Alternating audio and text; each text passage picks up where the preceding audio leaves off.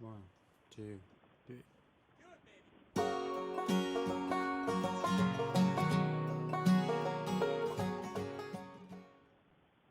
What's up, team?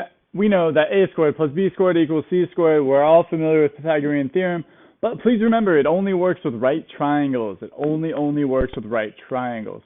So we're going to practice using it and then explore a little bit how to classify triangles using the Pythagorean theorem. So number one here, we're going to walk through a couple of quick ones. We have a right triangle, we have a leg length of 3, a leg length of 4, and a hypotenuse that is our unknown. So we're going to employ the Pythagorean theorem. We know that a squared plus b squared equals c squared. Let's put a few things straight. C must always be the hypotenuse. It's always the largest leg. Always. A and b, it doesn't matter which one you assign where, because you're adding them together, so you can do b plus a plus b, really doesn't matter. So the legs are a and b, the c is always the hypotenuse. Easy to mix that up. Okay, so a squared plus b squared equals c squared. This one, we end up with 3 squared plus 4 squared equals x squared. Our task here is to solve for x.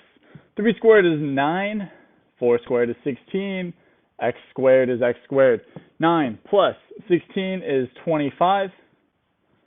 From here, square root of both sides, and we learn that x has a length of 5. Boom, Pythagorean theorem. Not so bad. Let's look at this next one. Here's one where it's easy to mix up the a's, b's, and c's. A lot of folks would do 5 squared plus 13 squared equals x squared. No good.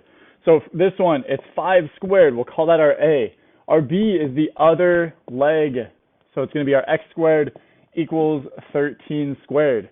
So it's a little bit trickier, but it's really just one more step at the end.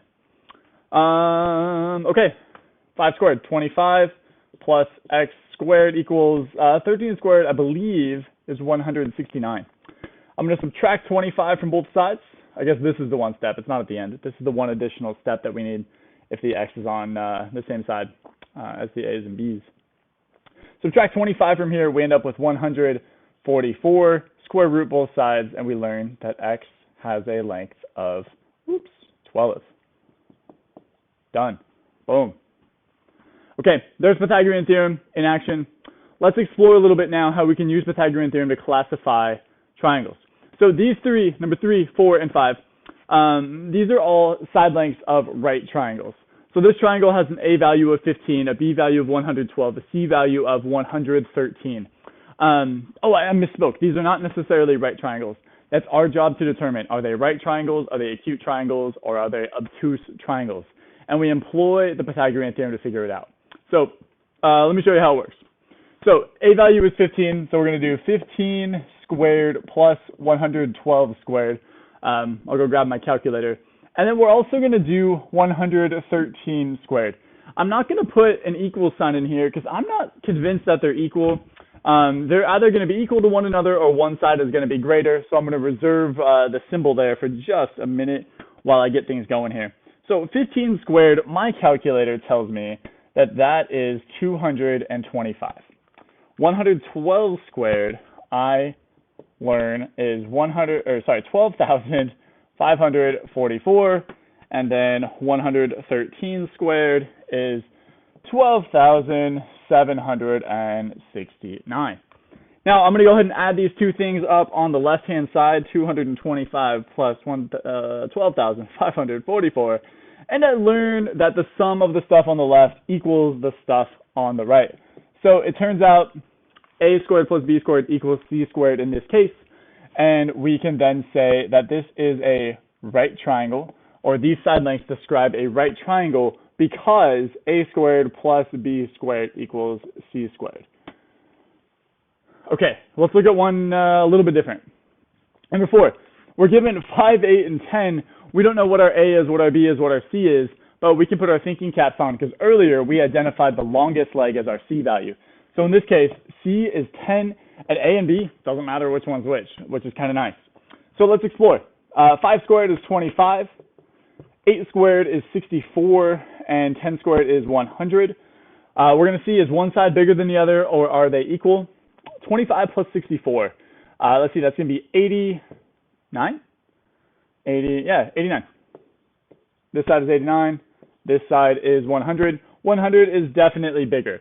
when the hypotenuse is larger, or the square of the hypotenuse is larger than the sum of the squares of the legs, in this case a squared plus b squared, we would say that this is an obtuse triangle because a squared plus b squared is less than c squared. So that's the description I'm looking for here. Last one. A, B, and C. C is the larger of the three. Let's see what happens here. 7 squared is 49 plus 23 squared. I don't know what that is. 23 squared is 529.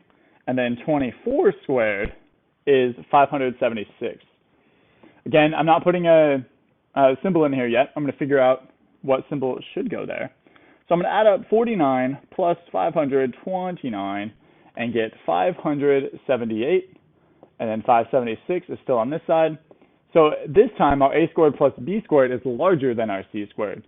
So we'd say that this is an acute triangle because a squared plus b squared is greater than c squared. Okay, so without even having the triangles in front of us, just having the side lengths and Pythagorean theorem at our disposal, we can figure out if what type of triangle would be created with these three side lengths, or with any three side lengths, really. There we go, Pythagorean theorem. Remember, you can only employ the theorem when it's when you have a right triangle. Over here, we did use the theorem when we didn't have right triangles, but notice it wasn't a squared plus b squared didn't equal c squared when it wasn't a right triangle. If one side was greater than the other, it described a totally different type of triangle. When it was equal, we identified our right triangle. All right, there's a review for quiz number 5. Let me know if you have any questions.